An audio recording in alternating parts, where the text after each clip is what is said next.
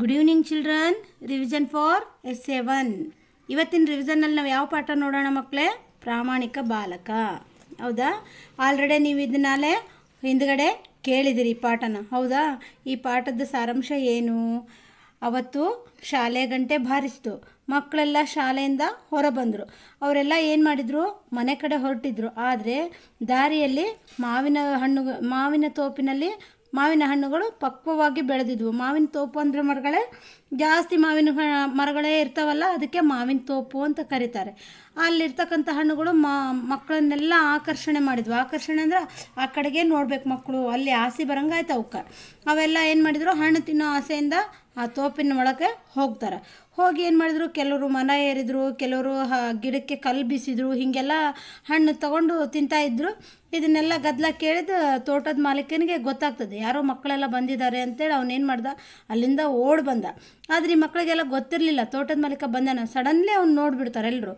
ನೋಡಿದ ತಕ್ಷಣ ಎಲ್ಲರೂ ಸಿಕ್ಕಾಪಟ್ಟಿಯಾಗಿ ಓಡಕತ್ಬಿಡ್ತಾರೆ. ಆ ಕಡೆಗೊಬ್ರು ಈ ಕಡೆಗೊಬ್ರು ಬಹಳ ಹೆದರ್ಕೊಂಡ್ಬಿಟ್ರು ಮಕ್ಕಳು. ಗಲಬಿಲಿಯಾಗಿ ಅಂತ ಚೆಲ್ಲಾಪಿಲ್ಲಿಯಾಗಿ ಓಡಾಡಕತ್ಬಿಟ್ರು, ಆ ಕಡೆಗೋಷ್ಟು ಈ ಕಡೆಗೋಷ್ಟು. ಅದರಲ್ಲಿ ಒಬ್ಬ ಬಾಲಕ ಮಾತ್ರ ಹಾಗೇ ನಿಂತ್ಕೊಂಡಿದ್ದ. ಒಬ್ಬ ಹುಡುಗ ಮಾತ್ರ ಹಾಗೆ ನಿಂತ್ಕೊಂಡಿದ್ದ. ಆವಾಗ ಅವ್ರ ಮಾಲೀಕ ಏನು ಮಾಡ್ದ? ಬಂದು ಆ ಹುಡುಗನ್ನೇ ಹಿಡ್ದ. ಯಾರು ನೀನು? ನಿಮ್ಮಪ್ಪ ನಿಮ್ಮಮ್ಮ ನಿನ್ನ ಗುರುಗಳು ಇದನ್ನೇ ಕಲಿಸಿದ್ದಾರೆ ನಿನಗೆ? ತೋಟದಲ್ಲಿ ಕದ್ದು ತಿನ್ನು ಅಂತ ಹೇಳಿದಾರ ನಿನಗೆ ಅಂತ ಕೇಳ್ತಾನೆ. ಆ ಹುಡುಗ ಅಳಕತ್ಬಿಡ್ತಾನೆ. ಅವಾಗ ಆ ಮಾಲೀಕ ಕೇಳ್ತಾನೆ, ಯಾಕೆ ಅಳ್ತಿದ್ಯಾ? ನಾನು ಇನ್ನೂ ನಿನಗೇನು ಹೊಡೆದೇ ಇಲ್ವಲ್ಲ ಅಂತಂತಾನೆ. ಆವಾಗ ಆ ಹುಡುಗ ಹೇಳ್ತತಿ, ಇಲ್ಲ ಮಾಲೀಕ್ರೆ, ನಾನು ಮಾಡಿದ ತಪ್ಪೇ.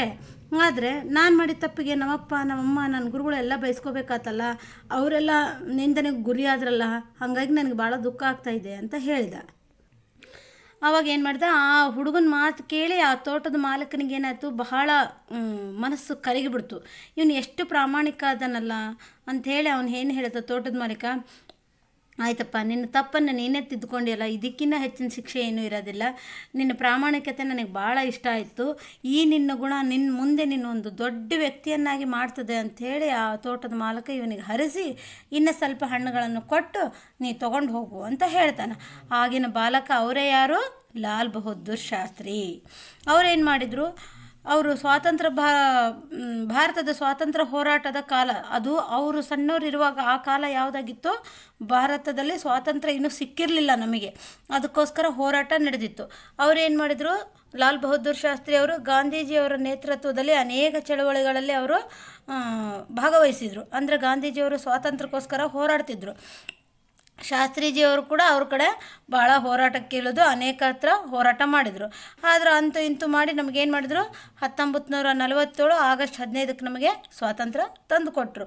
ನಮಗೆ ಸ್ವಾತಂತ್ರ್ಯ ತಂದು ಕೊಟ್ಟ ವೀರ ಯೋಧರಲ್ಲಿ ಲಾಲ್ ಬಹದ್ದೂರ್ ಶಾಸ್ತ್ರಿಯವರು ಒಬ್ಬರು ಅನ್ನೋದನ್ನು ನಾವು ಮರಿಬಾರ್ದು ಮಕ್ಕಳೇ. ಅವಾಗ ಏನು ಮಾಡಿದರು? ಭಾರತ ದೇಶ ಸ್ವಾತಂತ್ರ್ಯ ಆದಮೇಲೆ ಪ್ರಥಮ ಪ್ರಧಾನಮಂತ್ರಿ ಯಾರಾದರು? ಜವಾಹರ್ಲಾಲ್ ನೆಹರು ಆದರು. ಅವರು ಜವಾಹರ್ಲಾಲ್ ನೆಹರು ಪ್ರಥಮ ಪ್ರಧಾನಮಂತ್ರಿ ಆದರು. ಫಸ್ಟ್ ಅವರೇ ಪ್ರೈಮ್ ಮಿನಿಸ್ಟರ್ ಆದರು. ಅವರ ಮಂತ್ರಿಮಂಡಲದಲ್ಲಿ ಇವರಿಗೆ ರೈಲ್ವೆ ಸಚಿವರಾಗಿ ಒಂದು ಕಾರ್ಯನಿರ್ವಹಿಸ್ತಾ ಇದ್ದರು. ಆ ಮಂತ್ರಿ ಆದರು, ರೈಲ್ವೆ ಮಂತ್ರಿ ಆದರು. ಯಾರು? ಲಾಲ್ ಬಹದ್ದೂರ್ ಶಾಸ್ತ್ರಿ ಅವರು. ಆದರೆ ಅವರು ಬಹಳ ಪ್ರಾಮಾಣಿಕತೆಯಿಂದನೇ ಕಾರ್ಯನಿರ್ವಹಿಸ್ತಿದ್ರು. ಆದರೂ ಅವ್ರಿಗೆ ನೋಡ್ರಿ, ಆ ಸಮಯದಾಗೆ ಒಂದು ರೈಲ್ವೆ ಅಪಘಾತ ಆಗಿ ತಾವು ಏನೂ ತಪ್ಪು ಮಾಡಲಿಲ್ಲದ್ರೂ ತಪ್ಪು ಅವ್ರ ಮೇಲೆ ಬಂತು. ಆ ತಪ್ಪನ್ನು ತಾವೇ ಒಪ್ಕೊಂಡು ಆ ಟೈಮಿಗೆ ಏನು ಮಾಡಿದ್ರು? ಅವರು ತಮ್ಮ ಮಂತ್ರಿ ಪದವಿಗೆ ರಾಜೀನಾಮೆನೇ ಕೊಟ್ಟುಬಿಟ್ರು. ತಮ್ಮದಲ್ಲದೆ ಇರ್ತಕ್ಕಂಥ ತಪ್ಪನ್ನು ತಮ್ಮ ಮೇಲೆ ಹಾಕ್ಕೊಂಡು ರಾಜೀನಾಮೆ ಕೊಟ್ಟರು. ಆದರೆ ಒಬ್ಬ ಧೀಮಂತ ವ್ಯಕ್ತಿ ಅನ್ನೋದನ್ನು ಅವರಿಲ್ಲಿ ತೋರಿಸ್ಕೊಂಡ್ರು. ನೆಹರು ಅವರು ಪ್ರಧಾನಮಂತ್ರಿಯಿಂದ ಅವರ ಅವಧಿ ಮುಗಿದ ತಕ್ಷಣ ಏನಾದರೂ?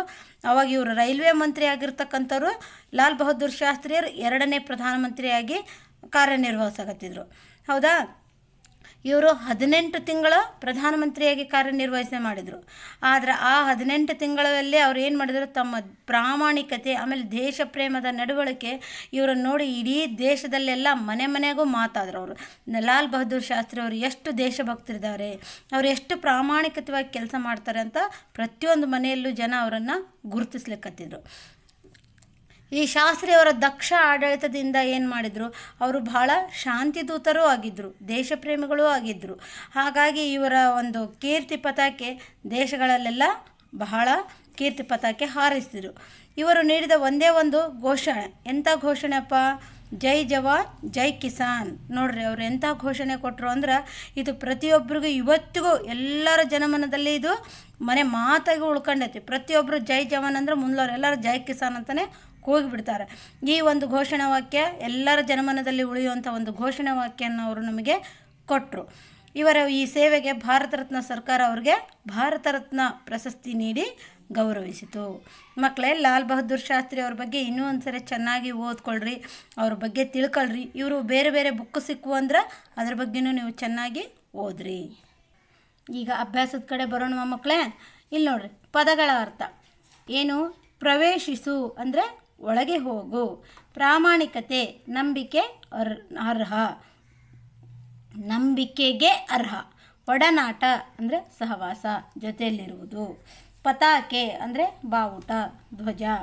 ಮಕ್ಕಳೇ, ಬಿಟ್ಟ ಸ್ಥಳವನ್ನು ಸೂಕ್ತ ಪದಗಳಿಂದ ತುಂಬಿ ಬರೆಯಿರಿ. ದಾರಿ ಬದಿಯ ಮಾವಿನ ತೋಪಿನಲ್ಲಿದ್ದ ಹಣ್ಣುಗಳು ಆಕರ್ಷಿಸಿದವು. 2. ಶಾಸ್ತ್ರಿಯವರಲ್ಲಿ ದೇಶಪ್ರೇಮ ಪುಟಿದೆದ್ದಿತು. ಶಾಸ್ತ್ರಿಯವರು ಗಾಂಧೀಜಿಯವರ ಒಡನಾಟದಲ್ಲಿ ಅನೇಕ ಚಳುವಳಿಗಳಲ್ಲಿ ಪಾಲ್ಗೊಂಡರು. ನೋಡ್ರಿ ಮಕ್ಕಳೇ, ನಾನು ಬ್ಲೂ ಇಂಕಿಂದ ಏನು ಬರೆದಿದ್ದೀನಿ ಇವನ್ನೆಲ್ಲ ನೀವು ಕಂಠಪಾಠ ಮಾಡಬೇಕು, ಬರೆಯೋದನ್ನು ಕಲಿಬೇಕು. ನಮ್ಮ ದೇಶವು 1947 ಆಗಸ್ಟ್ 15ರಂದು ಸ್ವಾತಂತ್ರ್ಯವಾಯಿತು. ಭಾರತ ದೇಶದ ಪ್ರಥಮ ಪ್ರಧಾನಿ ಜವಾಹರ್ಲಾಲ್ ನೆಹರು. ಶಾಸ್ತ್ರೀಜಿಯವರು ಜನತೆಗೆ ನೀಡಿದ ಘೋಷಣಾ ವಾಕ್ಯ ಜೈ ಜವಾನ್ ಜೈ ಕಿಸಾನ್. ನೋಡ್ರಿ ಮಕ್ಕಳೇ, ಒಂದು ವಾಕ್ಯದಲ್ಲಿ ಉತ್ತರ ಬರೆಯಿರಿ. ಮಕ್ಕಳು ತೋಪನ್ನು ಏಕೆ ಪ್ರವೇಶಿಸಿದರು? ಹಣ್ಣು ತಿನ್ನುವ ಆಸೆಯಿಂದ ಮಕ್ಕಳು ತೋಪನ್ನು ಪ್ರವೇಶಿಸಿದರು. ಮಕ್ಕಳು ಏಕೆ ಗಲಿಬಿಲಿಗೊಂಡರು? ಅನಿರೀಕ್ಷಿತವಾಗಿ ಬಂದ ಮಾಲೀಕನನ್ನು ಕಂಡು ಗಲಿಬಿಲಿಗೊಂಡರು. ಮಾಲೀಕನ ಮನಸ್ಸು ಏಕೆ ಕರಗಿತು? ಬಾಲಕನ ಮುಗ್ಧ ಹಾಗೂ ಪ್ರಾಮಾಣಿಕ ಮಾತುಗಳನ್ನು ಕೇಳಿ ಮಾಲಕನ ಮನಸ್ಸು ಕರಗಿತು. ಶಾಸ್ತ್ರಿಯವರಿಗೆ ಸರ್ಕಾರ ಯಾವ ಪ್ರಶಸ್ತಿ ನೀಡಿ ಗೌರವಿಸಿತು? ಶಾಸ್ತ್ರಿಯವರಿಗೆ ಸರ್ಕಾರ ಭಾರತ ರತ್ನ ಪ್ರಶಸ್ತಿ ನೀಡಿ ಗೌರವಿಸಿತು. ನೋಡ್ರಿ ಮಕ್ಕಳೇ, 2-3 ವಾಕ್ಯಗಳಲ್ಲಿ ಉತ್ತರ ಬರೆಯಿರಿ. ಬಾಲಕ ಮಾಲಕನಿಗೆ ಏನೆಂದು ಹೇಳಿದನು? ಮಾಲೀಕನಿಗೆ ಏನೆಂದು ಹೇಳಿದನು? ನಾನು ತಪ್ಪೇ, ಇನ್ನೊಂದು ಸರಿ ಇಂತಹ ತಪ್ಪು ಮಾಡುವುದಿಲ್ಲ. ಆದರೆ ನನ್ನ ತಪ್ಪಿಗೆ ನನ್ನ ತಂದೆ ತಾಯಿ ನಿಂದನೆಗೆ ಗುರಿಯಾದರಲ್ಲ ಎಂದು ಹೇಳಿದನು. ಮಾಲೀಕ ಬಾಲಕನನ್ನು ಹೇಗೆ ಸಮಾಧಾನಪಡಿಸಿದನು? ನಿನ್ನ ತಪ್ಪನ್ನು ನೀನು ಒಪ್ಪಿಕೊಂಡಿರುವೆ, ನಿನ್ನ ಪ್ರಾಮಾಣಿಕತೆಯಿಂದ ನೀನು ದೊಡ್ಡ ವ್ಯಕ್ತಿಯಾಗುವೆ ಎಂದು ಮಾಲೀಕ ಸಮಾಧಾನಪಡಿಸಿದನು. ಶಾಸ್ತ್ರಿಯವರು ಮಂತ್ರಿ ಪದವಿಗೆ ಏಕೆ ರಾಜೀನಾಮೆ ನೀಡಿದರು? ಅವರು ಮಂತ್ರಿಯ ಪದವಿಯಲ್ಲಿ ಕಾರ್ಯನಿರ್ವಹಿಸುತ್ತಿದ್ದಾಗ ರೈಲ್ವೆ ಅಪಘಾತವೊಂದಕ್ಕೆ ತಾವೇ ಹೊಣೆ ಹೊತ್ತು ತಪ್ಪು ತಮ್ಮದಿಲ್ಲದಿದ್ದರೂ ಮಂತ್ರಿ ಪದವಿಗೆ ರಾಜೀನಾಮೆ ನೀಡಿದರು. ಕೆಳಗಿನ ಹೇಳಿಕೆಗೆ ಕಾರಣ ಕೊಡು. ಮಾಲೀಕ ಹೊಡೆಯದಿದ್ದರೂ ಬಾಲಕ ಅತ್ತನು. ಬಾಲಕನ ತಪ್ಪಿಗೆ ಗುರುಗಳು ತಂದೆ ತಾಯಿ ನಿಂದನೆಗೆ ಒಳಗಾದರೆಂದು ಬಾಲಕ ಅತ್ತನು. ಶಾಸ್ತ್ರಿಯವರು ದೇಶದೆಲ್ಲೆಡೆ ಮನೆ ಮಾತಾದರು. ಯಾಕೆ ಮನೆ ಮಾತಾದ್ರು ಅವರು? ಇವರು ದಕ್ಷ ಆಡಳಿತಗಾರರು, ದೇಶಪ್ರೇಮಿಗಳು ಆಗಿದ್ದರು ಮತ್ತು ಜೈ ಜವಾನ್ ಜೈ ಕಿಸಾನ್ ಎಂಬ ಘೋಷಣಾ ವಾಕ್ಯ ಕೊಟ್ಟಿದ್ದರಿಂದ ಅವರು ಶಾಸ್ತ್ರಿಯವರು ಎಲ್ಲರ ಮನೆ ಮಾತಾಗಿದರು. ನೋಡಿ ಮಕ್ಕಳು, ಇಲ್ಲಿ ಕೊಟ್ಟಿರುವ ಮಾತನ್ನು ಯಾರಿಗೆ ಹೇಳಿದರು? ನಿನ್ನ ಅಪ್ಪ ಅಮ್ಮ ಗುರುಗಳು ಇದನ್ನೇ ಏನು ಕಲಿಸಿದ್ದು? ತೋಟದ ಮಾಲೀಕ ಬಾಲಕನಿಗೆ ಹೇಳಿದನು. ಇನ್ನೆಂದೂ ಇಂತಹ ತಪ್ಪು ಮಾಡುವುದಿಲ್ಲ. ಬಾಲಕ ತೋಟದ ಮಾಲೀಕನಿಗೆ ಹೇಳಿದನು. ನಿನ್ನ ಈ ಗುಣ ನಿನ್ನನ್ನು ದೊಡ್ಡ ವ್ಯಕ್ತಿಯನ್ನಾಗಿ ಮಾಡುತ್ತದೆ. ತೋಟದ ಮಾಲೀಕ ಬಾಲಕನಿಗೆ ಹೇಳಿದನು. ನೋಡ್ರಿ, ಕೊಟ್ಟಿರೋ ಪದಗಳನ್ನು ಓದಿ ಸ್ವಂತ ವಾಕ್ಯ ರಚಿಸಿ. ಮಕ್ಕಳೇ, ಇಲ್ಲಿ ಒಂದೊಂದು ಪದಗಳನ್ನು ಕೊಟ್ಟದೆ, ನೀವು ಸ್ವಂತ ವಾಕ್ಯಗಳನ್ನು ಬರಿಬೇಕು. ಮನೆ ಮಾತಾಗು. PT ಉಷಾ ಓಟಗಾರ್ತಿಯಾಗಿ ಮನೆ ಮಾತಾಗಿದ್ದಳು. ನೀವು ಯಾವುದಾದ್ರೂ ಬರಿಬೋದು ಮಕ್ಕಳೇ, ಇದನ್ನೇ ಅಂತಲ್ಲ. ಹೊಣೆ ಹೊತ್ತು. ನಮ್ಮ ತಂದೆ ತಾಯಿ ನಮ್ಮೆಲ್ಲರ ಜವಾಬ್ದಾರಿಯ ಹೊಣೆ ಹೊತ್ತರು. ಪುಟಿದೇಳು. ಚೆಂಡನ್ನು ನೆಲಕ್ಕೆ ಎಸೆದಾಗ ಅದು ಪುಟಿದೇಳುತ್ತದೆ. ಆಕರ್ಷಿಸು. SP ಬಾಲಸುಬ್ರಹ್ಮಣ್ಯಂ ಅವರು ಅಂತನಾದರೂ ಬರೀರಿ, ಅಥವಾ SBB ಅವರ ಸಂಗೀತ ಎಲ್ಲರನ್ನು ಆಕರ್ಷಿಸಿತು. ಮಕ್ಕಳೇ, ಈಗ ಇದ್ರ ಜೊತೆ ನಾನು ನಿಮಗೆ ನೋಟ್ಸು ಕೊಡ್ತೀನಿ. ಇವನ್ನೆಲ್ಲ ಪ್ರಶ್ನೆ ಉತ್ತರಗಳನ್ನು ಕಂಠಪಾಠ ಹಾಕಿರಿ. ಎಕ್ಸಾಮಿಗೆ ಪ್ರಿಪೇರ್ ಆಗಿರಿ. ಧನ್ಯವಾದಗಳು.